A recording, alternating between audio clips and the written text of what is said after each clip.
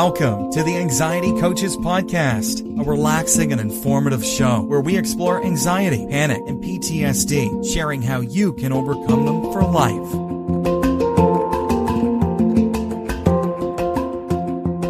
Aloha! Welcome back to the Anxiety Coaches Podcast. I'm your host and coach, Gina Ryan, and I am so happy to be with you again today as together we can consider the many ways to bring your mind and body back to its natural peace and calm. In today's episode, I'm moving you from anxious mind clutter to calm with the practice of letting go. Letting go is something that's often talked about in mental health circles and specifically for anxiety because we really, when we're anxious, get stuck in holding on to things. Because for the people who are dealing with their anxiety due to desiring control, that's what we do. We hold on and we don't let go. And when we should have moved on to either other things or other people or places, we're still holding on. It's like carrying around big bags of things, clutter. Now, physical clutter can really be tough too. We can do well for our mental health to clear our environments, but today we're going to be talking about the mind clutter, because it's like food for anxiety.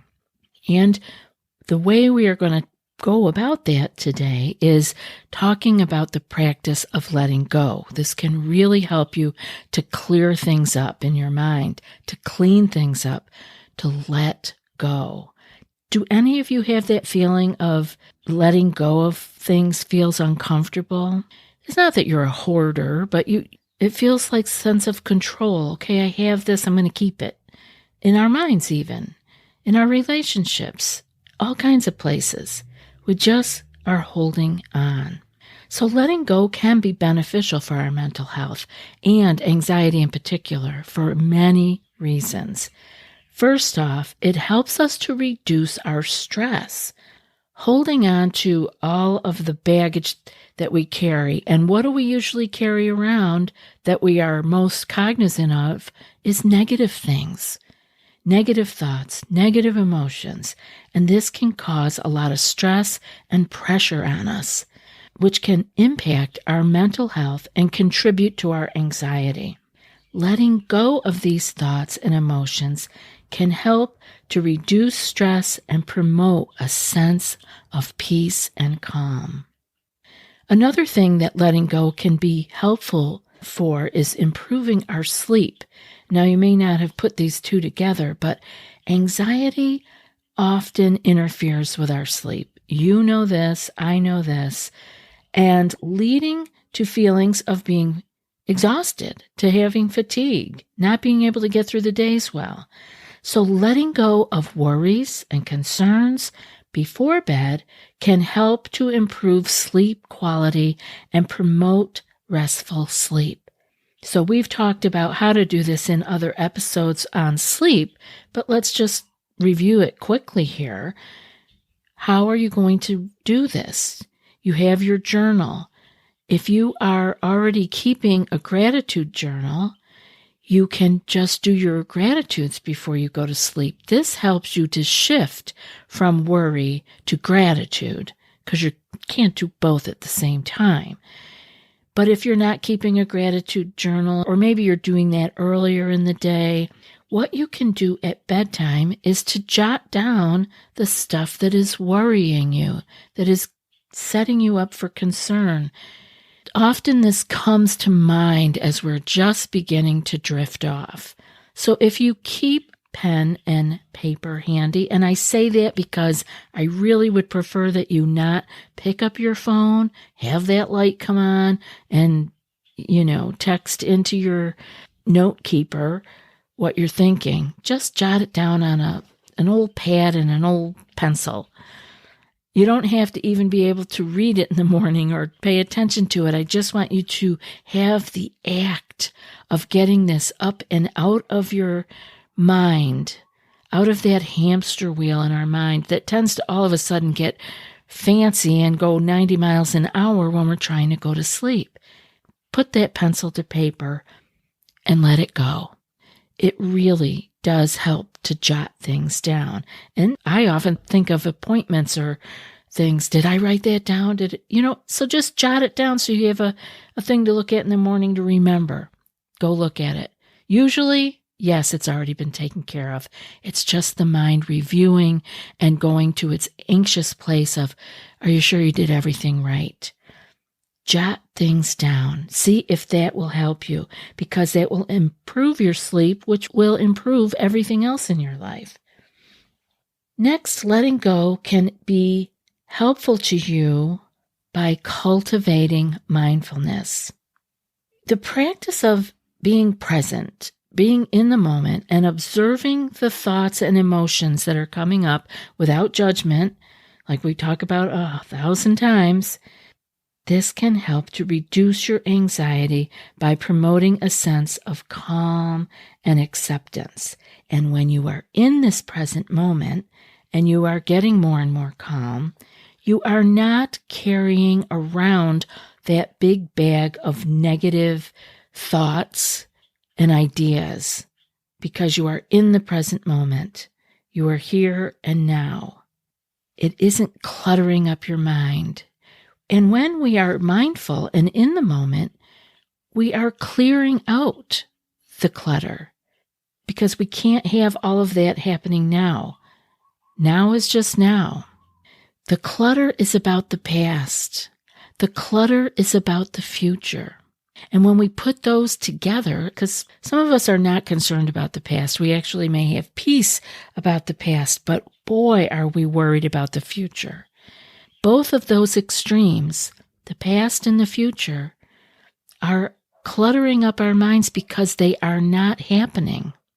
That's why being in the present moment sweeps that away. So bring yourself into the present moment on purpose.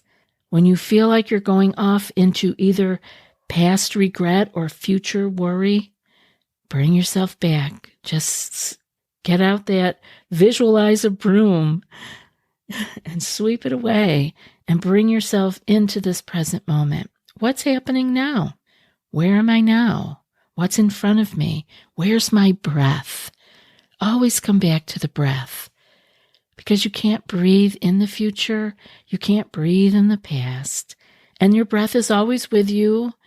You didn't forget it. You don't need to log on to it. It's there.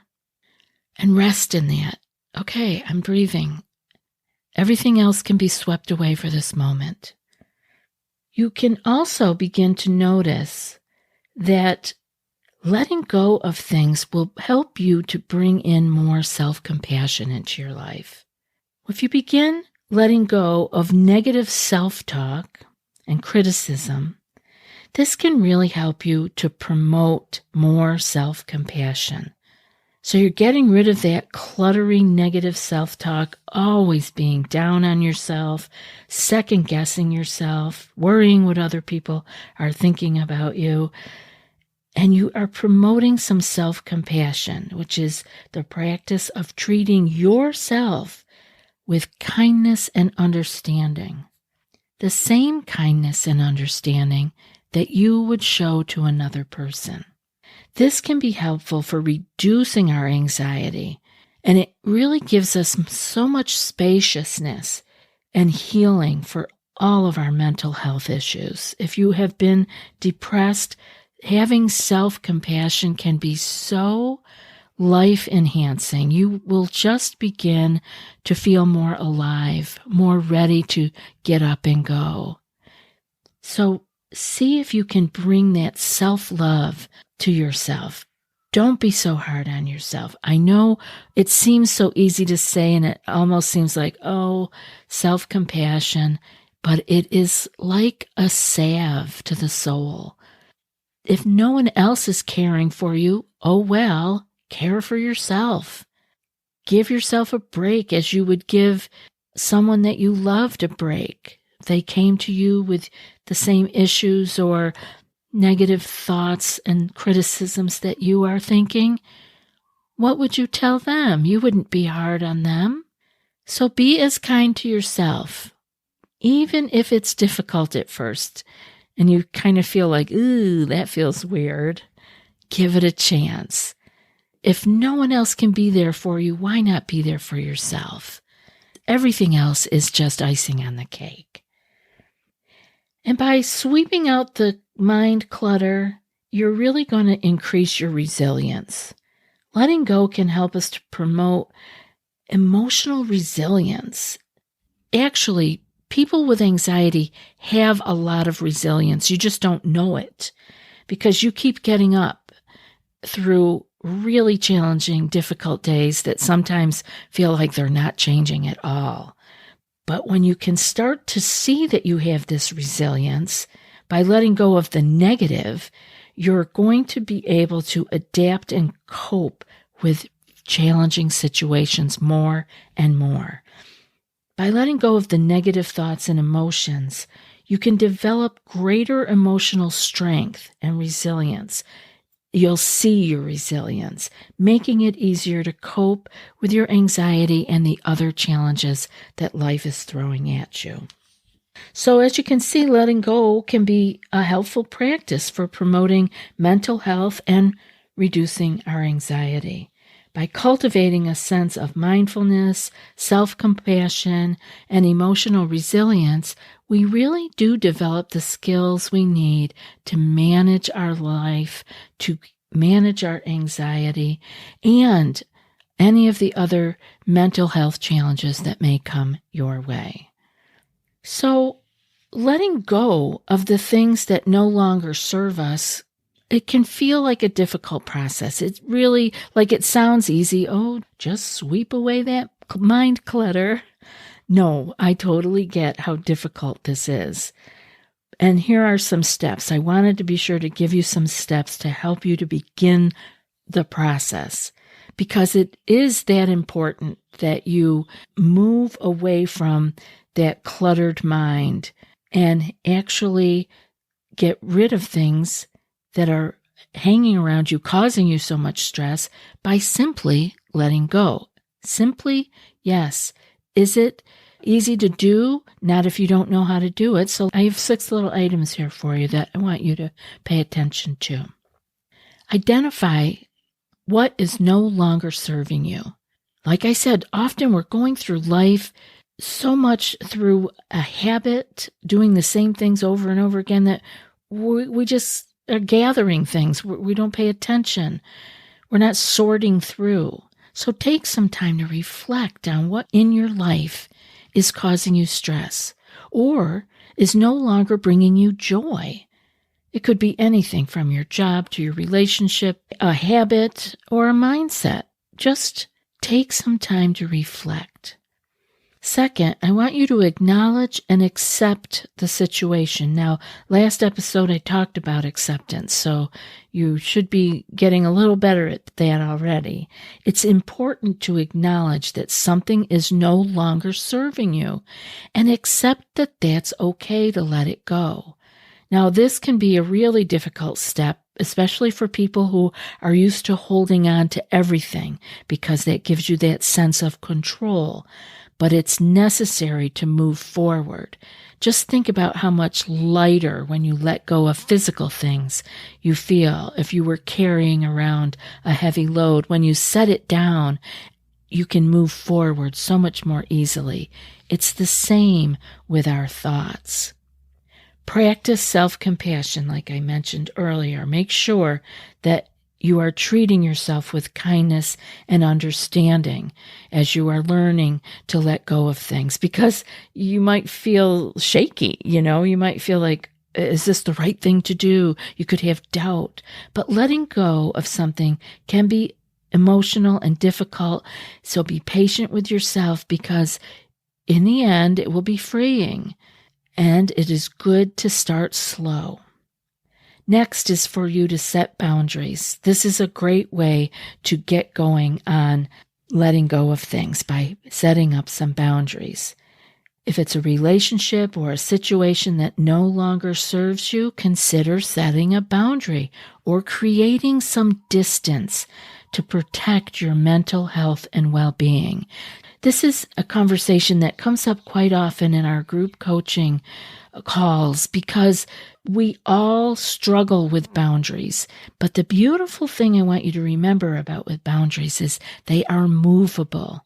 You can move them. If you set them too close and too many things are getting into you or too close to you, you can begin to change it and give yourself some more space. If you have set your boundaries so high and built a wall so no one can get in, you can change that too. Boundaries are movable, and as we go through our life, our boundaries change. So just remember that they are not set in stone. They can be changed and moved.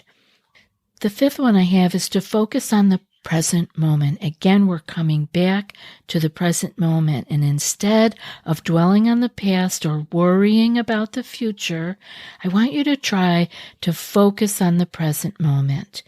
And I want you to do that by engaging in activities that bring you joy, or practice mindfulness to help you stay in the present moment. So do things for yourself that bring you joy.